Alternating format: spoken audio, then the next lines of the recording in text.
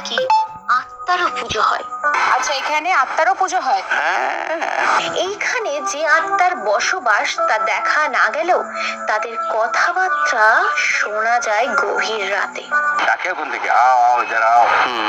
को বাংলাতে বলি, को হিন্দিতে বলি, বলে আরে আমরাকে বাঁচাও রে, আমরাকে মার দিলে পারে। ওই কাটছাট হয়ে গেল, ওদের থেকে বৃষ্টি একটা নামাই দিল ভূতগুলাকে। সেই আত্মাগুলো শেষে ওই প্রেত কুয়োয় আশ্রয় পায়। রাত্রে যদি থাকো তাহলে দেখতে পাবে তাদের ফোঁটাবা। কোন থেকে সাদা শাড়ি পরে আছে। অনেকেই দেখেছে সাদা শাড়ি পরে কাউকে ঘুরতে এবং ভয়ঙ্কর শব্দ বাঁচাও বাঁচাও। রাত্রে বেলা চিলে বাঁচাও বাঁচাও, हमको मार रहा है, कर रहा। এখানে অমাবস্যা রাতে পুরো এলাকা কিছুক্ষণের জন্য যেন আলোকিত হয়ে যায় নাগমণির আলো। এরকমই আরো অনেক কিছু জানবো, কিন্তু ভিডিওটি শুরু করার আগে বলে দিই আমাদের এই চ্যানেলটাকে সাবস্ক্রাইব করতে এবং ভিডিওটি লাইক করতে ভুলবেন না। তো আসুন শুরু করা যাক ভিডিও।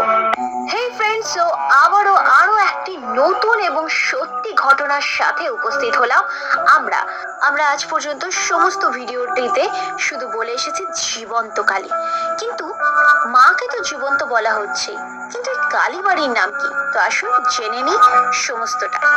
এই মন্দিরের নাম হলো বিশ্বগয়া মা কালী বুড়ি মন্দির। এই মন্দিরে মা তো জীবন্ত, তার সাথে মন্দিরের চারিপাশে প্রত্যেকটা ঘটনা সেইভাবেই আজও জীবন্ত। এই মন্দিরের অন্যতম জীবন্ত ঘটনা হলো মন্দিরের প্রেত কুয়া। কি আটকে উঠছেন তো? একদমই তাই, যেখানে সচরাচর ভূত আর প্রেতের বসবাস। এই ভূত আর প্রেতরা বছরে একটি বিশেষ দিনে স্বর্গ লাভ করে। আর সেটা কোন দিন? সেটা হচ্ছে যেদিন মায়ের বাৎসরিক পূজা হয়। এই মন্দিরে আরো একটি বিশেষ বৈশিষ্ট্য আছে, সেটা কি জানেন? অন্যান্য দেবদেবীর বলি এই মন্দিরে হয়। একদমই তাই। এছাড়াও এর আর এক অন্যতম বৈশিষ্ট্য হলো রক্ত পূজা, যা সচরাচর আপনারা অন্য কোনো মন্দিরে দেখতে পাবেন না। অর্থাৎ মায়ের সাথে যারা ডাকিনী যোগিনী থাকে তাদের রক্ত দেওয়া হয়, অর্থাৎ প্রত্যেক শনিবার এবং মঙ্গলবার বলি দেওয়া হয়, সেটা পাঠা হোক কিংবা মুরগি।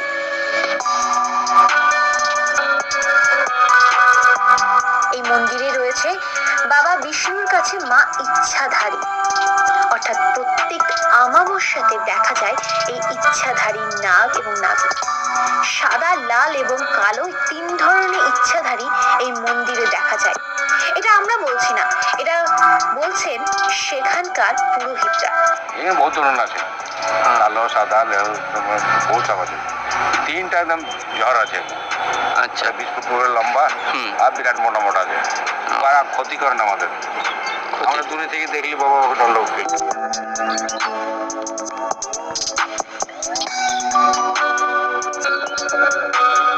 1990 থেকে এই মন্দিরে যিনি বাবা রয়েছেন তিনি পুজো করে আসছেন আজ পর্যন্ত, আর তিনি তা স্বচক্ষে দেখেন। 20 ফুট বড় বড় ইচ্ছাধারী নাগ নাগিন এই মন্দিরেই দেখতে পাওয়া যায়। এই মন্দিরে নাকি আরো এক অলৌকিক ঘটনা আছে, যা শুনলে আপনারাও থমকে যাবেন। এই মন্দিরে আত্মারও পুজো হয়। কি থমকে গেলেন তো? একদমই সত্যি কথা। আচ্ছা, এখানে আত্মারও পুজো হয়? হ্যাঁ, পীর সাহেবের পুজো।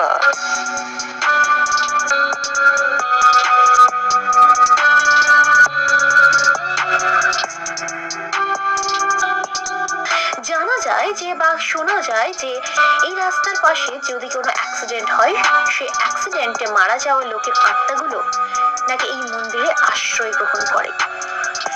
এগুলো আমরা নিজে বলছি না, বলছেন মন্দিরের সেবায়। অনেক রাস্তায় রয়েছে, সব মায়ের কাছে আসে, মায়ের কাছে চলে আসে। তো তারা কোথায় যাবে? একটা পুরো ফ্যামিলি পাঞ্জাবি এখানে আছে।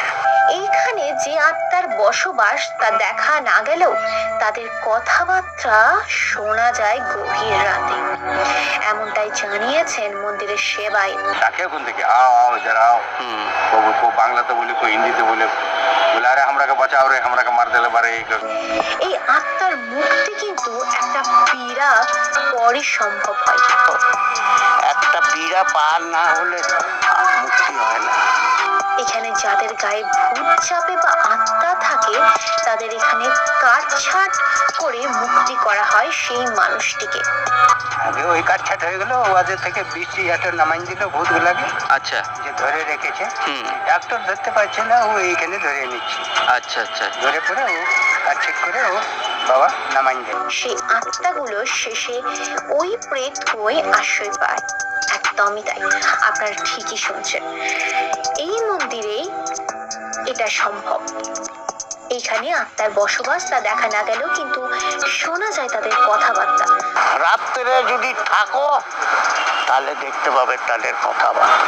আপনারা শুনতে পান রাত্রে? আমি শুনেছি আপনি শুনেছেন? হ্যাঁ, রাত্রে ঘুরছে, আমাকে পাহারা দেয়, কিন্তু আমি দেখতে পাই না, আওয়াজটা শুনে। মন্দিরের চারিপাশে ঘিরে থাকে ডাকিনী যোগিনী। তাই রাতের বেলায় কেউ ভয়ে এই মন্দির আশেপাশেও আসার কথা ভাবে না।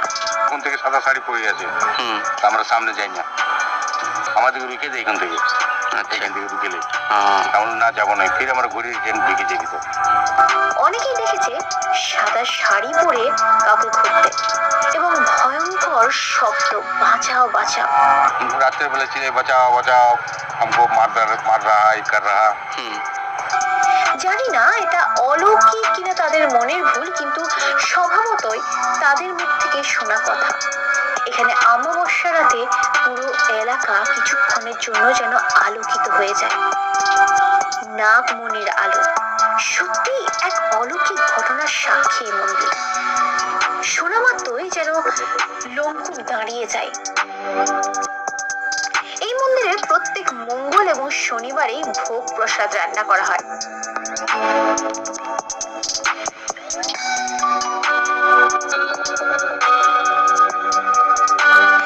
এই মন্দিরে যারা আসে কিছু আশা নিয়ে আসে, আর তাদের সেই সমস্ত আশা পূরণ হয়।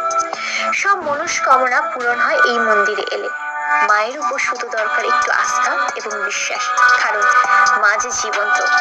এই মন্দিরে আরো একটি বৈশিষ্ট্য হলো মায়ের মূর্তি আপনি যেইখান থেকে যেই দিক থেকেই দেখবেন মনে হবে মা যেন আপনাকেই দেখছে।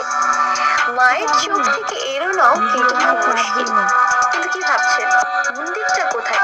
কোথায় গেলে পাবো মায়ের দর্শন? সর্বশেষে বলি কিভাবে আসবেন এই বিশ্বগয়া কালীবুড়ি মন্দিরে। চলে আসুন আসানসোল। আসানসোল কালী পাহাড়ি ওভার ব্রিজের নিচে নেমেই একটু হেঁটে সামনে পাবেন এই মন্দির। তো চলুন বেশি দেরি না করে চলে আসুন মন্দিরে।